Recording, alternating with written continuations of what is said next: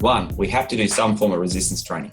So as low as your motivation might be at the moment, and as hard as it may feel to be to actually get into the garage or into the backyard or even the lounge room to do some form of resistance training, we have to do it because resistance training on its own or in its own right is the best way to counteract a loss of muscle mass associated with inactivity.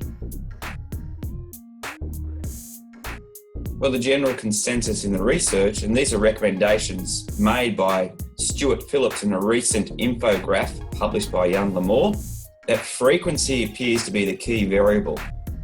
So what that suggests is that you need to keep up a relatively frequent bout of resistance training.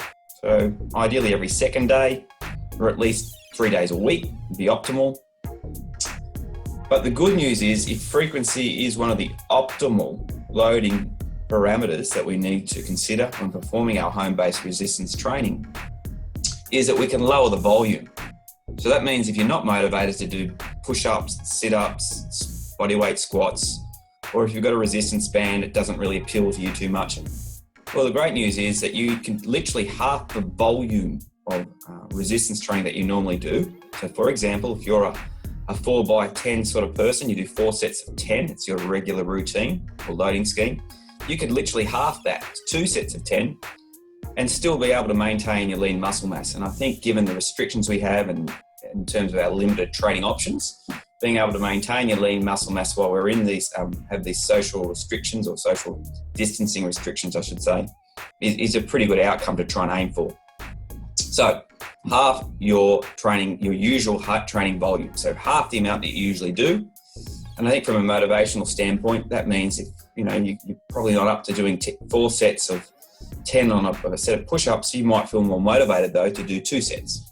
So half your volume, but make it frequent. Keep doing it every couple of days at least. What else can we do if we're starting to feel that bodyweight training isn't sufficient? Well, remember, some training's better than none, but if you happen to have bands, you can add some bands to your training. And even better, if you have bands and dumbbells, you can create an accommodating resistance load curve by strapping a band around your wrist or around your ankle or around the weight itself and then lifting the weight.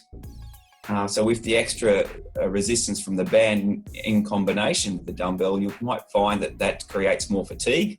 And fatigue's what really is important. So I have identified that frequency is optimal.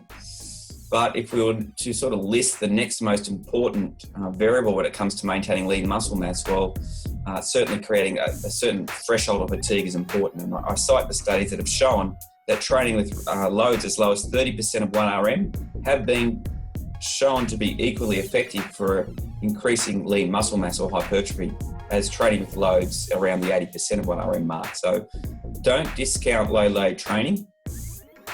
Remember, the key variable is fatigue. So you've got that option to combine lighter dumbbells with some resistance bands to create accommodating resistance, or you could even try some blood flow occlusion methods such as the Katsu style training. So blood flow occlusion means getting a blood pressure cuff or a tourniquet, partially occluding the blood flow to your limb, not fully occluding, that would be dangerous, and then performing the set to fatigue. And typically the repetition and set scheme is around the 15 repetitions or even up to 30 repetitions.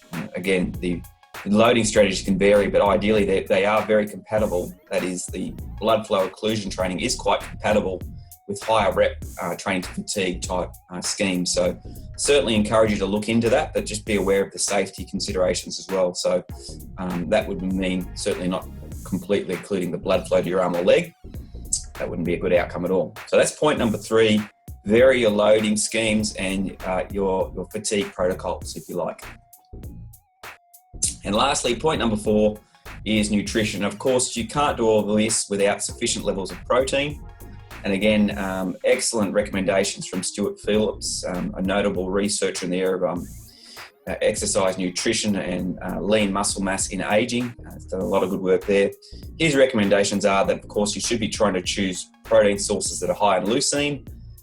He then further goes on to promote or suggest using whey protein as one valuable source of high leucine protein, and makes a recommendation that you intake approximately 20 grams of whey protein between your main meals. So that would mean have your breakfast, your normal lunch, normal breakfast, normal dinner, which should be high in protein ideally, and then interspeed that with a bolus of protein, approximately 20 grams would be ideal. So, of course, with regular resistance training, we need sufficient levels of protein to support the maintenance or even the development of lean mass. So I think take home there is not to drop your protein intake.